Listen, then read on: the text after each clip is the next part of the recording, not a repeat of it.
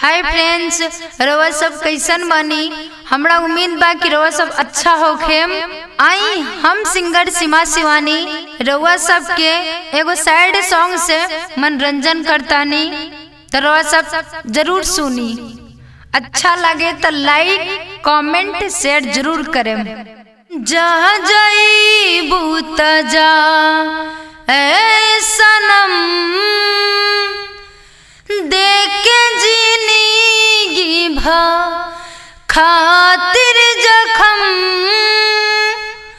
जानी सोचा हमारा बारे में, तुहरा खातिर हमारा माइल न रहे। ई प्यार कल परसो के कोइल न रहे, भुला गइल ऐसे जैसे भइल न रहे। ई प्यार कल परसो के कोइल न रहे, भुला गइल ऐसे जैसे भइल न रहे। गंगा के पानी ऐसन प्यारी पवित्र, तोहरा के मनले बानी जान देवता पितर।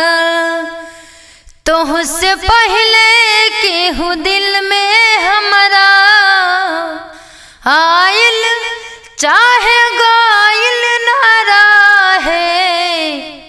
ई प्यार कल परसो के कोइल ना रहे, भुला गइल वैसे जैसे भइल ना रहे।